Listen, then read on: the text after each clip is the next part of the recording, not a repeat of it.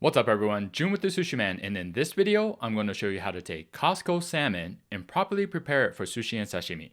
So that you can take this and turn it into this. Alright, now let's jump right in.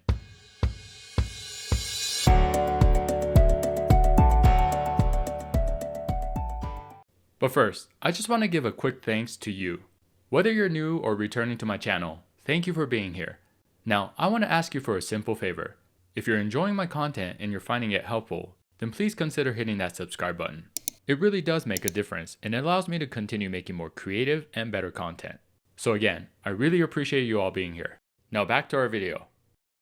First thing I want to cover is the big question that everyone asks. Is it safe to eat Costco salmon raw? And just to clarify, we're talking about Costco, the ginormous wholesale chain that makes it super convenient to overbuy things that you never knew you even needed. Anyways, the short answer is yes. However, you need to know what you're looking for and prepare it correctly, which I'm going to cover in this video. Starting off with the type of salmon. Costco carries multiple types of salmon, but we're going to be using farm-raised Atlantic salmon. Atlantic salmon has a mild taste and has a higher fat content, which gives it that smooth, buttery texture, perfect for sushi. It's also safer to eat raw compared to wild-caught because farm-raised salmon helps minimize the risk of parasites tremendously. And large stores like Costco have very strict regulations on where they're sourcing their products, so you know it's coming from a legitimate source. Also, the foot traffic is crazy, meaning that they have thousands of customers coming through on a daily basis, which means products don't stay on the shelf as long. Therefore, in our case, fresher fish. And the best thing to do is call the seafood department at your local store and see when they get their salmon shipments. Typically, it's 3 times a week, so you want to go on one of those days to get the freshest batch. Which leads us into how to choose the right one. There are a lot of things to look for, but in general, we're looking at the color, the quality of the flesh, the moisture, and then of course the smell, which in Costco's case, it's all pre-packaged, so you won't be able to do this until you bring it home. So starting with the color, we're looking for one that has a solid, bright orange color. The more vibrant, the better. Stay away from anything that looks pale or has dark spots on them. Next, the flesh. You want one that doesn't have any tears, rips, or holes. The smoother and less separation of the flesh, the better.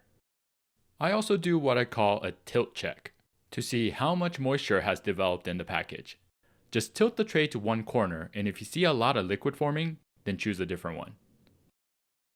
And lastly, the smell, which obviously you can't really check at the store. So once you bring it home, cut open the wrapping and get your nose in there.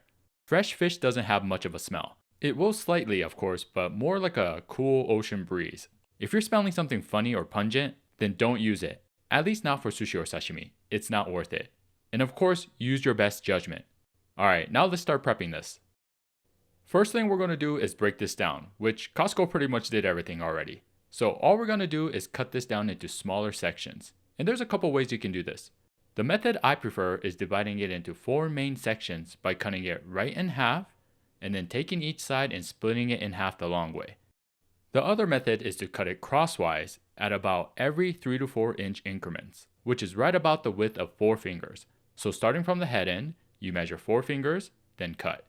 4 fingers, cut. 4 fingers, cut. Then all the way down. Either way is fine, and it more so depends on how much salmon you want to use at a time. The 4-finger method will give you smaller fillets, while cutting it the other way gives you larger pieces. So I'm going to cut this into 4 main sections.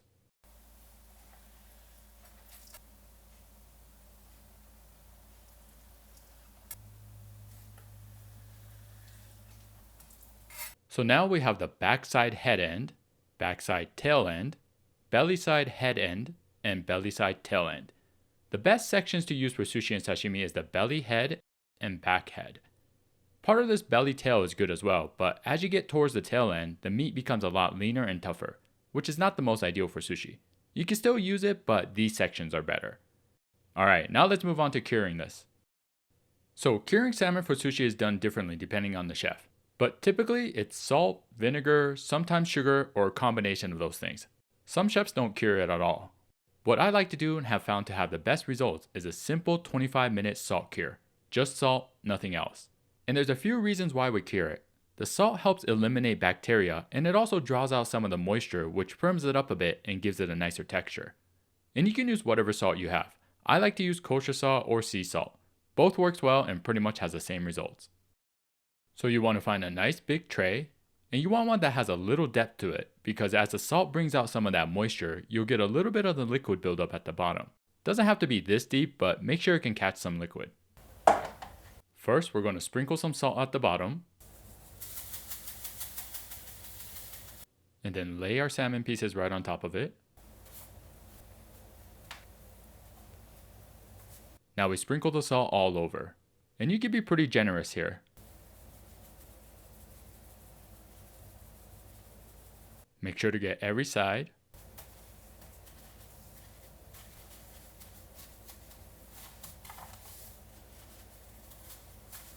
And then now we're just gonna let this sit in the fridge for 25 minutes.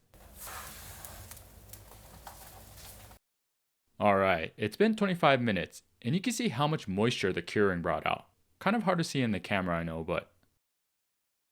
Okay, now we're going to wash off all the salt under cold running water, and then pat it dry with some paper towels.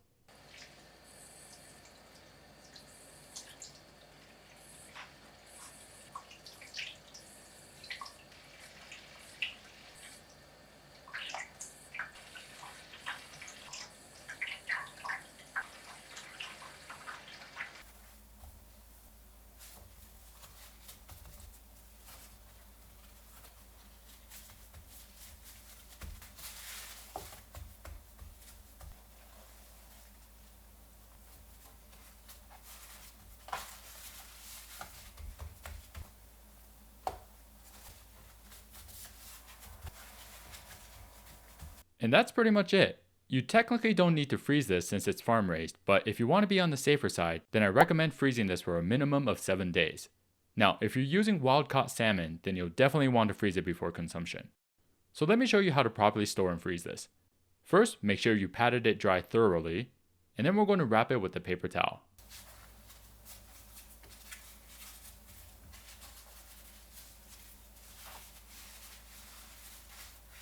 Next, we're going to wrap this as clean and tight as we can with some plastic wrap.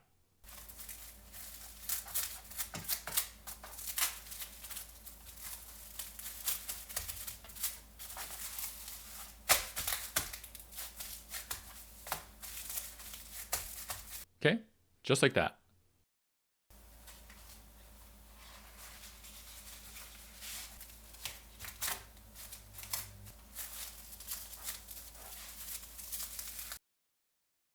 Now the best way to store it is to use a vacuum sealer, but if you don't have one, you can just use a freezer safe Ziploc bag and get as much of the air out as possible.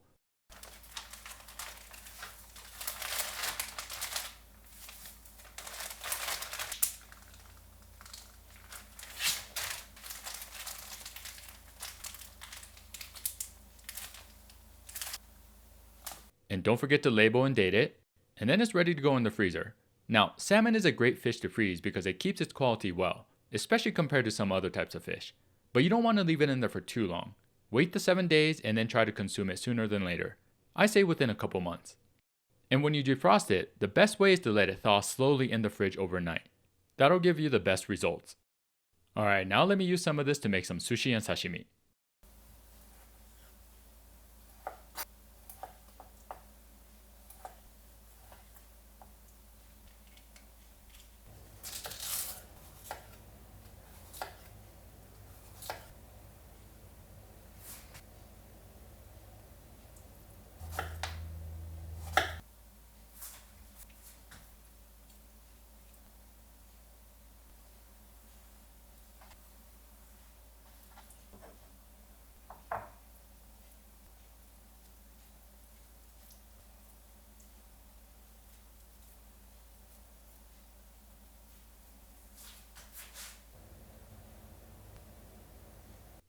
And there you have it.